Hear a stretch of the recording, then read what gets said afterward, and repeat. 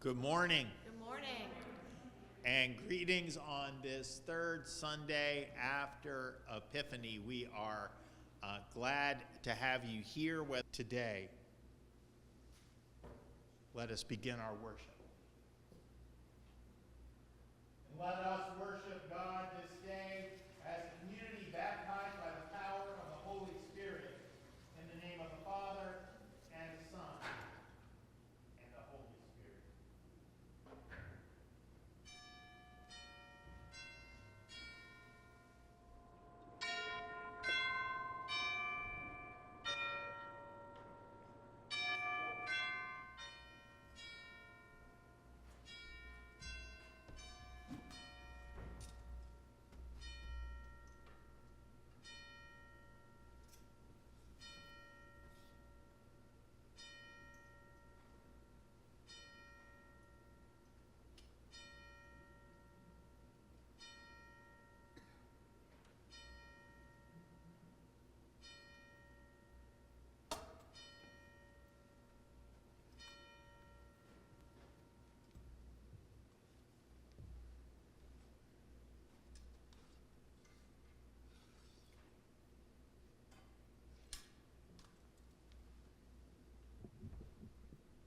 It's on. Thanks. Near his mouth. Let us rise for the call to worship.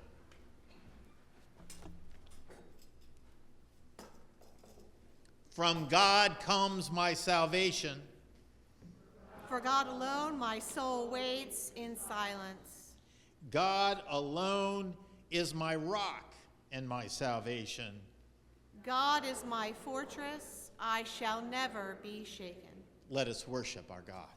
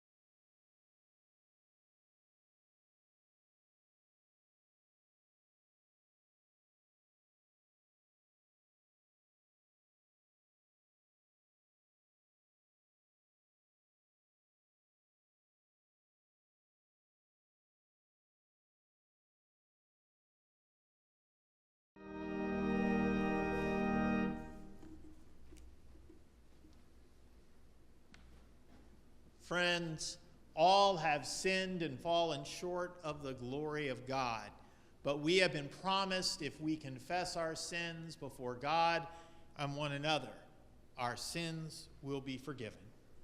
So let us now approach God's throne of grace and offer our prayers of confession.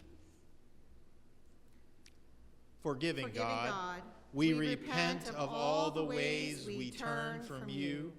You call, but we do not listen. You show us your path, but we prefer our own way. Forgive us, heal us, and lead us back to you, that we might show mercy to others. In Jesus' name we pray.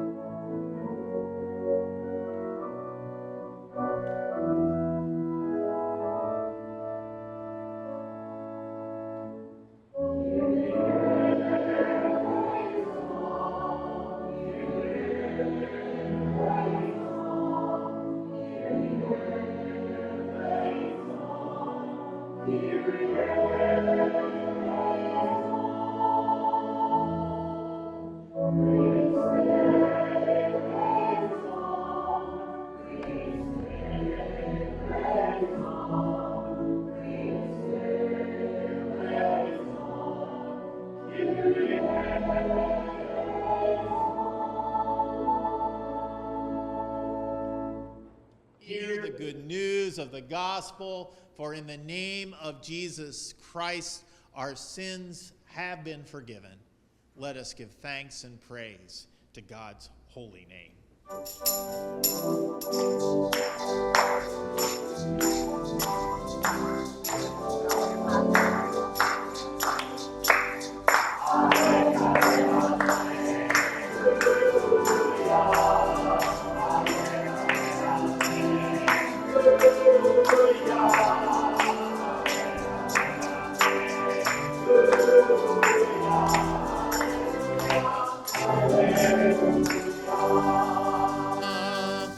Let us greet one another with signs of God's peace.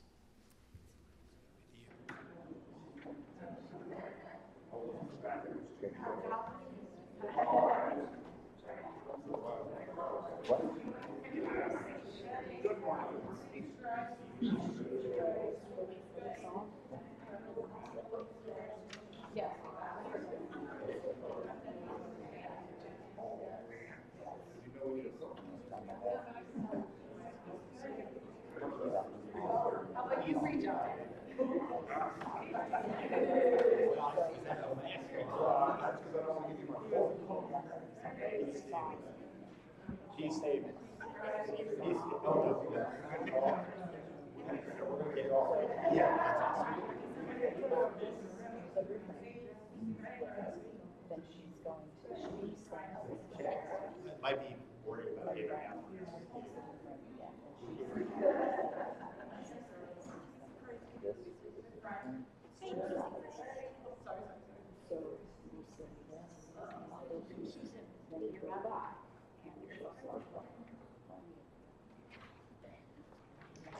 Good morning.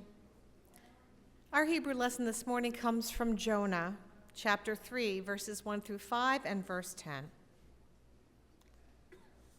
The word of the Lord came to Jonah a second time, saying, "Get up, go to Nineveh, that great city, and proclaim to it the message that I tell you." So Jonah set out and went to Nineveh, according to the word of the Lord. Now Nineveh was an exceedingly large city, a 3 days' walk across. Jonah began to go into the city, going a day's walk, and he cried out, 40 days more, and Nineveh shall be overthrown." And the people of Nineveh believed God.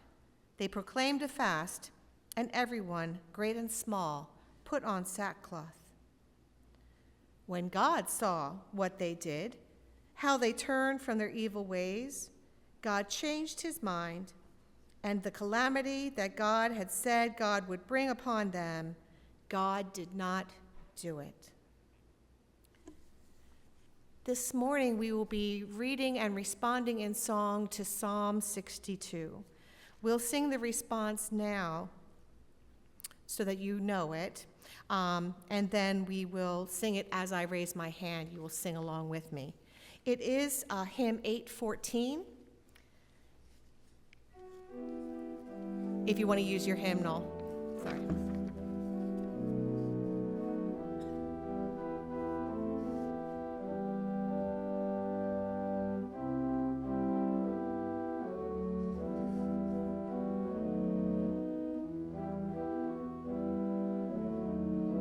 Sing with me, please. In God alone my soul can find rest and peace. In God my peace and joy. Only in God my soul can find its rest and peace. For God alone my soul waits in silence, for my hope is from God. God alone is my rock and my salvation, my fortress. I shall not be shaken. On God rests my deliverance and my honor. My mighty rock, my refuge is in God. Trust in God at all times, O people. Pour out your heart before God. God is a refuge for us. In God alone my soul can find rest and peace. In God my peace and joy. Only in God my soul can find its rest and peace. Those of low estate are but a breath. Those of high estate are a delusion. In the balances they go up. They are together lighter than a breath. Put no confidence in extortion, and set no vain hopes on robbery. If riches increase, do not set your heart on them. In God alone my soul can find rest and peace. In God my peace and joy. Only in God my soul can find its rest and peace. Once God has spoken, twice have I heard this, that power belongs to God, and steadfast love belongs to you, O God, for you repay to all according to their work. In God alone my soul can find rest and peace. In God my peace and joy. Only in God my soul can find its rest and peace.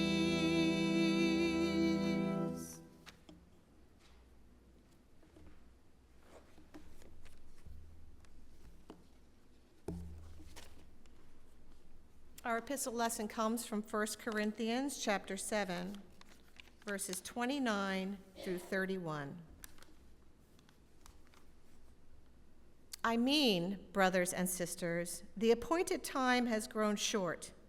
From now on, let even those who have wives be as though they had none, and those who mourn as though they were not mourning, and those who rejoice as though they were not rejoicing, and those who buy as though they had no possessions, and those who deal with the world as though they had no dealings with it.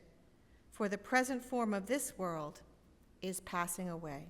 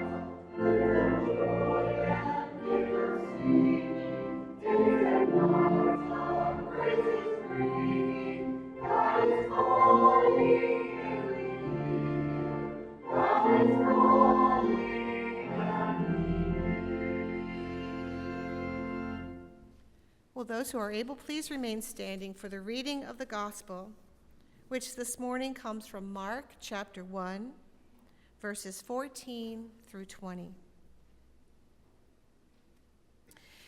Now, after John was arrested, Jesus came to Galilee proclaiming the good news of God and saying, "The time is fulfilled and the kingdom of God has come near. Repent and believe in the good news."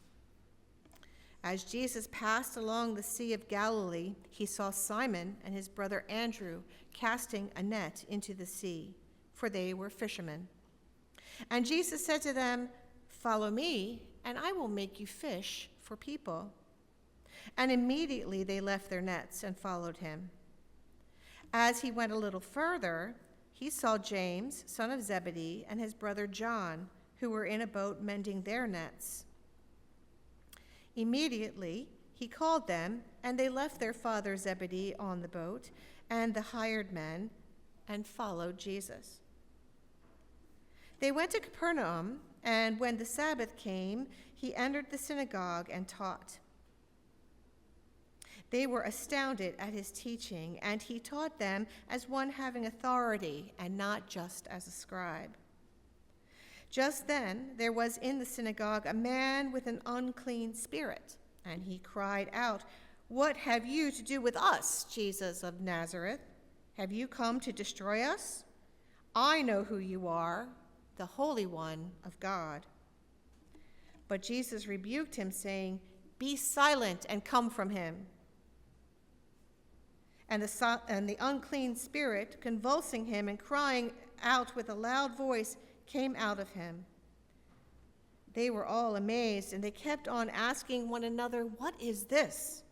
A new teaching with authority? He commands even the unclean spirits, and they obey him." At once his fame began to spread throughout the surrounding region of Galilee. Holy wisdom.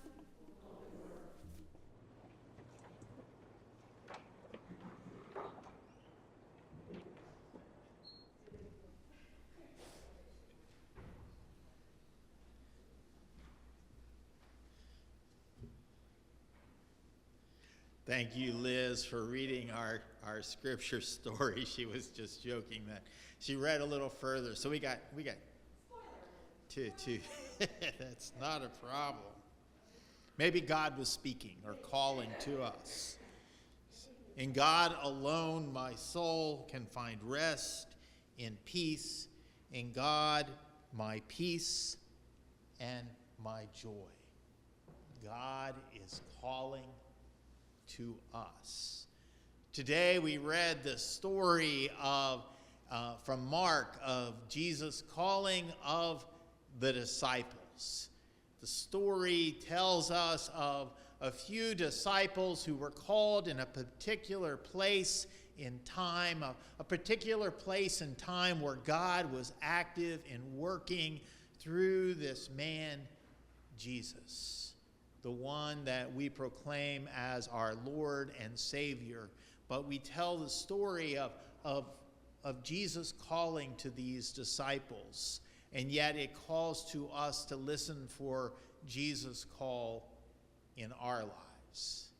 It is an amazing story, a story of Jesus going out into beginning his ministry after he has been baptized, going out to allow God to work through him. And he calls on the disciples, and they respond and they respond immediately. They leave their task of fishing. They leave their nets, their boats, their businesses, their father who's sitting there in the boat. I often wonder about what Zebedee thought as, they are trying to mend the nets, and they just get up and follow after this man, Jesus. I think sometimes we've heard this story told so many times that we have a set understanding of it in our minds and our visions of what it was like, and that it's become sort of commonplace and normal to us. But in this story today, Jesus comes along and he finds people living their lives, doing the things they do to take care of their lives. And in Jesus' day, this was a common vocation there in Israel, was they were fishermen. They were fishermen who were living their lives and struggling to get things done. They were doing what they needed to do to provide for their families and themselves. They were mending their nets. They had to mend the nets because they really couldn't afford new nets in that day. It was the economy was pretty bad. They were struggling just to make it through in that time period. Historically, we know that their boats and their nets would have been patched way beyond what we might think of today as something we wanted to do. And Jesus calls to them and says, "Come and follow me." I think we tend to think of this more like making a life change, getting a new job, maybe a new vocation, doing something different but Jesus is calling them to something more than just a new job or, just to join an organization. Jesus is calling them to join in receiving the radical newness of life which God offers that only God can offer, and that we have come to understand that it has been offered to us through Jesus Christ. Jesus is calling them to recognize that the ways of the world are not providing them with the life that they need, that the life that God offers, and is offering them something that is totally different. There's other stories in our scripture that tell us about this radical newness in life that God provides. We can think primarily of the story of the Exodus, when things in Egypt weren't going very well for the people of Israel. Being a slave in a place is not really the best job to have. It's a lot of work with very little pay. And Moses came and offered them this newness of life in God, and telling them that they could leave the mud pits and go and follow Jesus.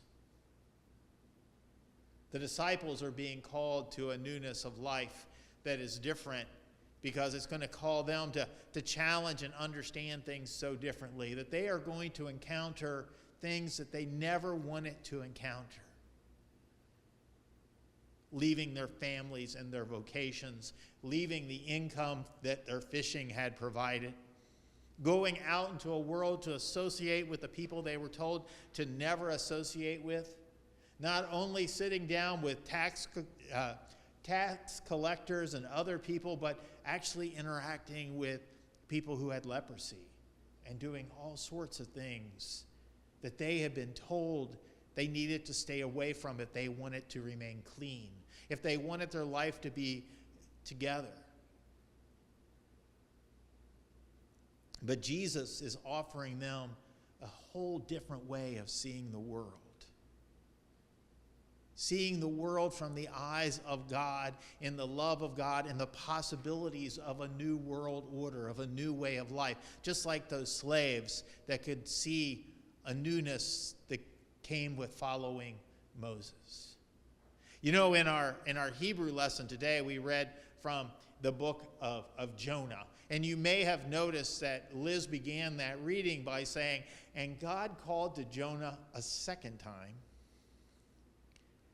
You may remember that God called to Jonah and sent him to Nineveh, but Jonah could not perceive any good coming out of doing that, of going to Nineveh. We won't get into that story, but the truth of the matter is when God called to him a second time and got Jonah's attention, Jonah went and did. And the amazing thing that happened is when Jonah followed what God told him to do, when Jonah followed what God told him to do, an amazing thing happened. The people of Nineveh heard the word of God. They heard Jonah's call and they repented and changed their ways. And God says, you know what? I don't need to destroy Nineveh anymore, because the people are starting to look at one another with compassion and hope. They're seeing that their ways were wrong, and they're changing their ways. They're putting on sackcloth and ashes, and they're gonna do the things that need to be done in a community. Because, Nineveh was a wonderful place. It was a great big city with beautiful buildings and rich people who had forgotten all about the poor people and the struggling people and the people that needed help. And they heard the word and they changed because Jonah heard God's call to go tell them.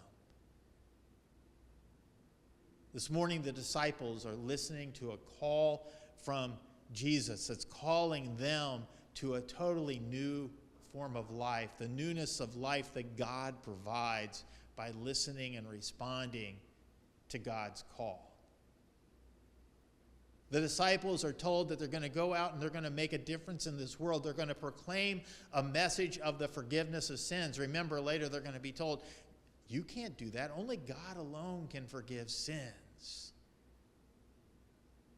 So for Jesus and the disciples to start telling people that they are okay with God was radical. It was a crazy thing, and it was going to get them in trouble. It was not only going to get them in trouble with the religious authorities of the day, it was going to get them in trouble with the political authorities of the day, because they had sort of started working together to keep everyone in the same place,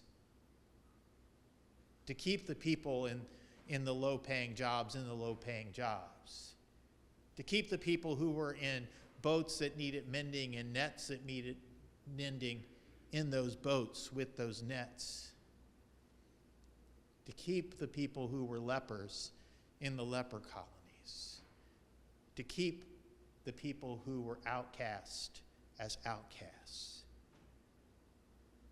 And Jesus calls them and says, we're going to make you fish for people. We're going to gather these people together by calling them and sharing with them the words of God and sharing with them the love of God. Friends, today, Jesus is calling to us. Jesus is calling a message to us, calling us to be disciples, to be his disciples, and reaching out and fishing for people. Jesus is calling us to recognize the newness of life that God provides, a newness of life that is a radical way of seeing the world. See, it tells us, first of all, that we are God's beloved children. That's an amazing thing, to hear God's message that calls to us and says, you are my beloved child. How many people in our world just need to hear someone telling them they are beloved? How many people need to hear the words that surround them with love, embrace them with God's love, and tell them that God loves them? Jesus is calling us to a way of life that recognizes that God sees us and understands us, and that God loves us. Even with all of our struggles, even with all of our pains and our weaknesses, even with all of the ways that we don't fit in to an image that we have been told is the way we're supposed to be, God loves us. And in those things where we fall short of what God expects of us, God loves us. God loves us. And God is calling us to go out into the world and speak that word. To call others to receive this radical newness of life that God gives them. To receive the love which God has to offer for them. I think all too often, the message of God, the message of our faith, has fallen flat. Because we go out into a world and don't offer that radical newness of life that comes from God. We offer a message that doesn't touch into the reality that our world is not the way it's supposed to be. That there are people that still don't measure up. There are people to what the world expects. There are still people that are excluded and pushed away. There are still people that are hurting and alone. And God calls us to call them to join us in this journey of faith that we call discipleship. To join us in speaking God's word of love that can change our lives and their lives and the world. Jesus walked along and called people to come and hear the good news. The good news. Not the bad news, not the horrible news, but the good news. To hear this message of God that tells us that there's something good we need to hear. There's a message of hope and love. And the church needs to go out and make sure people know that this message makes a difference in our world. It makes a difference in our lives. And it can make a difference in other people's lives as well. Let us hear God's calling today and let us respond to Jesus' message by answering, I will come. Let us turn our hearts and minds now to a time of prayer. I want to begin by praying for our world, for praying for our struggles and our pains that happens in our city streets.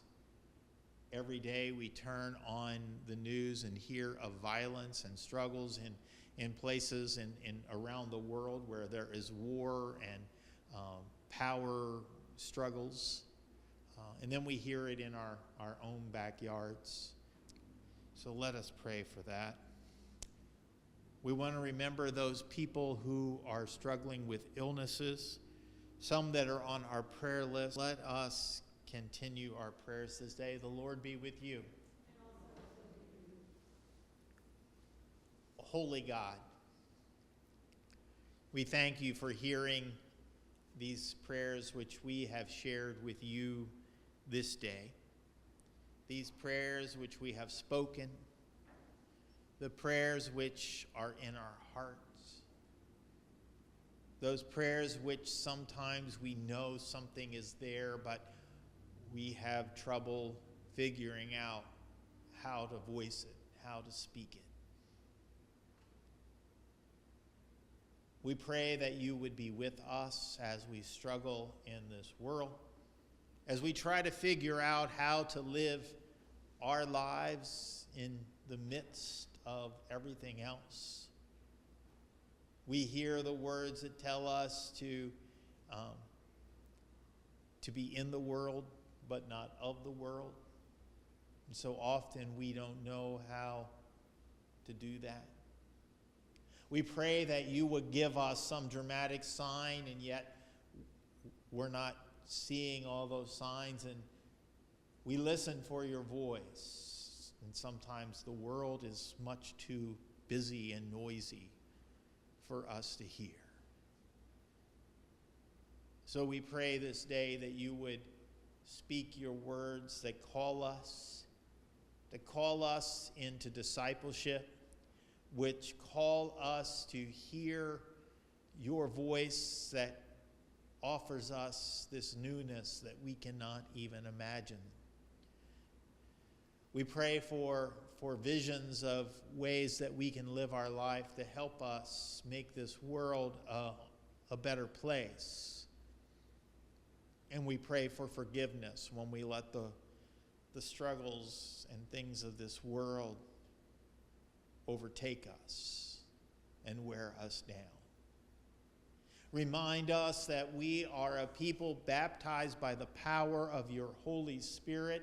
So we pray that we would be open to that Spirit, that we would be open to you moving through us, making us become alive with your word, and going out into the world to proclaim the good news to everyone who will hear.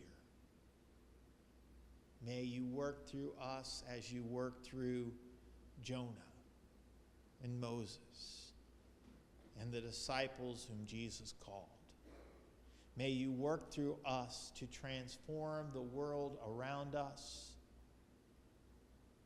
In our moments when we feel inadequate or uncertain, help us to trust that you are with us, that you are guiding us through Jesus Christ our Lord. And we pray now that you would hear us as we pray these words which we have been taught.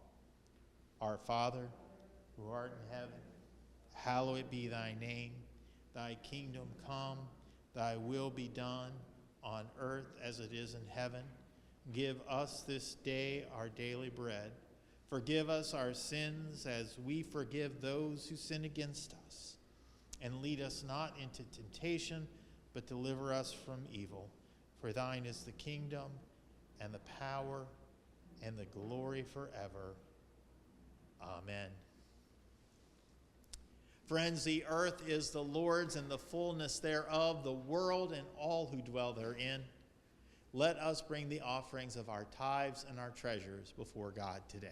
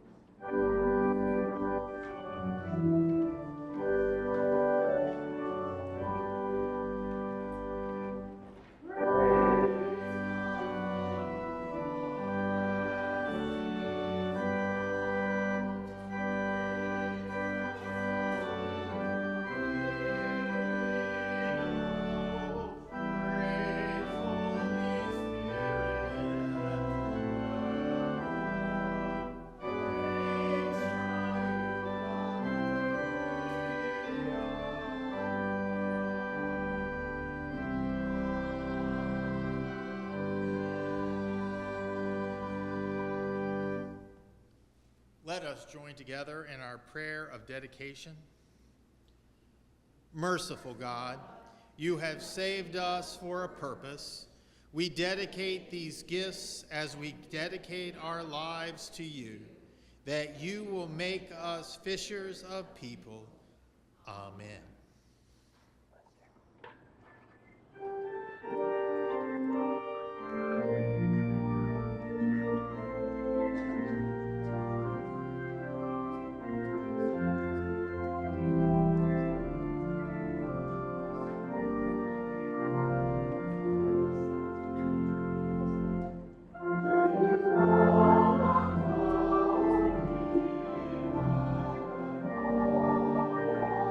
Amen.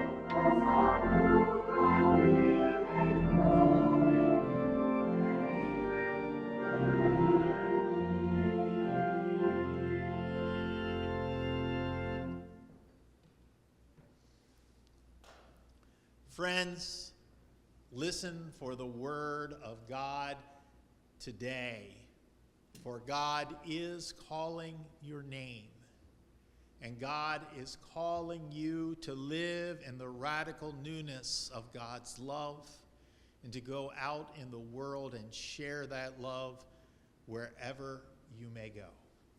And so as we leave this sacred space, may the Spirit of God so move in you that you know the presence of our Lord Jesus Christ, and you go out into the world and live the love of the God who sent him. Amen.